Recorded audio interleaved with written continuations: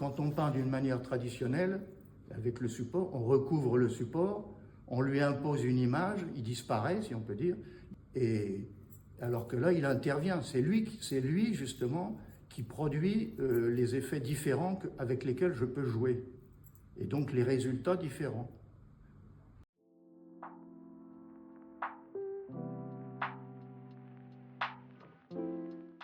Dans ce travail précis, là, j'ai travaillé en utilisant des superpositions de grillage, vous voyez, des densités différentes, hein, et selon la qualité de la matière colorée, c'est-à-dire du plâtre, si le plâtre est très liquide, il passe tout de suite au travers et il prend l'empreinte du sol sur lequel j'ai mis ma trame.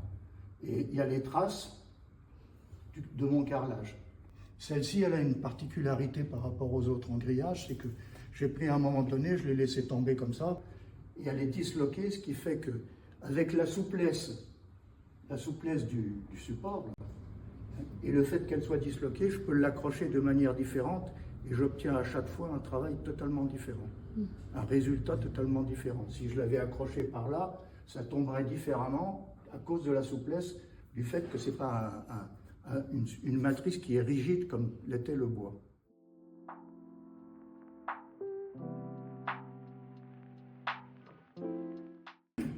C'est le matériau actuel, ce sont des grilles de ferraille rouées, et donc d'une manière régulière. Et là, je joue sur le fait que comment dire, j'ai laissé, comme je suis obligé de superposer pour que la matière puisse passer en dessous, rejoindre le sol, je suis obligé de la surélever. Et là, j'ai laissé l'empreinte des éléments que j'utilise pour la surélever. C'est des petites boîtes qu'on trouve dans les supermarchés. Et donc, des fois, il y a la marque, et des fois, les formes sont complètement disloquées, disparates, et on ne voit plus la forme. Donc, il y a un jeu entre l'image qui est plus ou moins nette et la forme du matériau qui est employé, au contraire, pour produire cette image.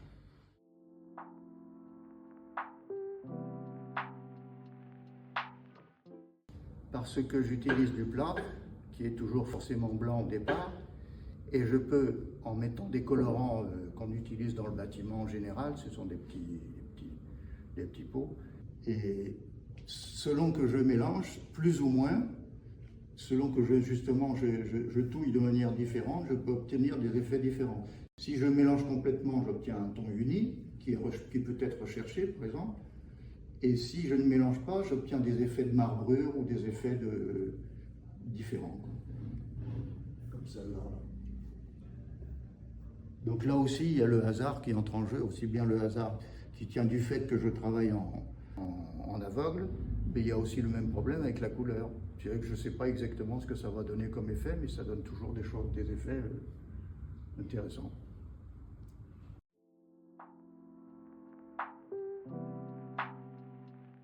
C'est une pièce que j'ai faite en plusieurs étapes. J'avais d'abord réalisé la première phrase comme ça, avec tous les jaunes là, et puis comme elle ne me plaisait pas, je l'ai reprise, hein, et j'ai joué avec, j'ai déversé la couleur du plâtre coloré aux endroits où il n'y avait pas eu de matière.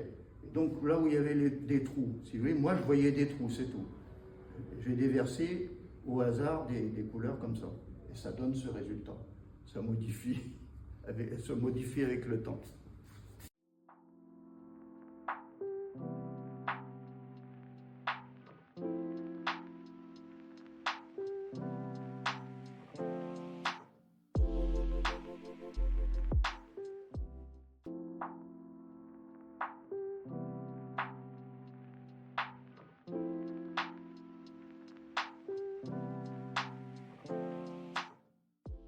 Parce qu'elle est le point de départ de tout un travail identique à celui-là.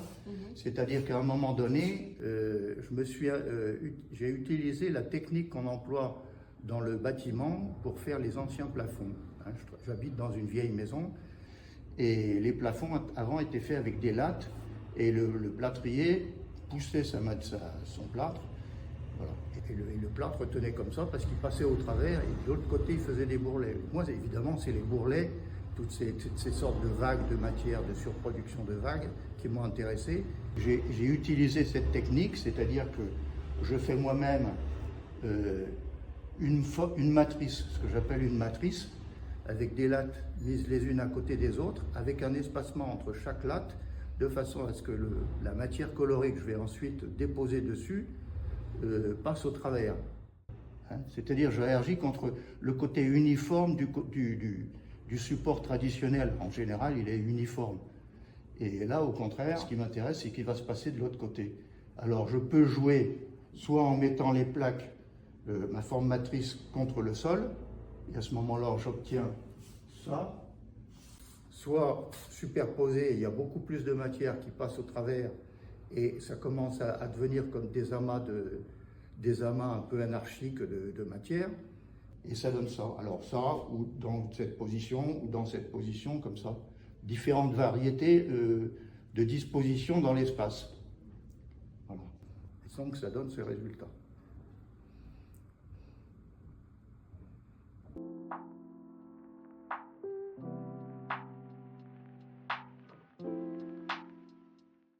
Alors là, si vous voulez, par rapport à ce premier travail, j'ai voulu jouer sur, au contraire, non seulement le contraire de la régularité. Hein, là, les lattes sont très régulières, les espacements sont réguliers, et là, au contraire, je joue avec du grillage, c'est-à-dire que ça me permet de modeler des régions de différentes densités. Et la matière va passer différemment selon que la densité est forte ou non. Voilà. Ensuite, comme il y a une superposition de grillage, c'est du grillage, hein, et il y a une superposition, je joue aussi avec le fait que, avec l'épaisseur, hein, le fait que la matière passe au travers du grillage, et donc il y a des endroits où elle reste accrochée au grillage, un peu comme les gouttes d'humidité sur une toile d'araignée, par exemple. Et ensuite, lorsque ça arrive sur le plat du sol, ça prend l'empreinte du sol. Dans certains travaux, on voit nettement, par exemple, la trace du carrelage.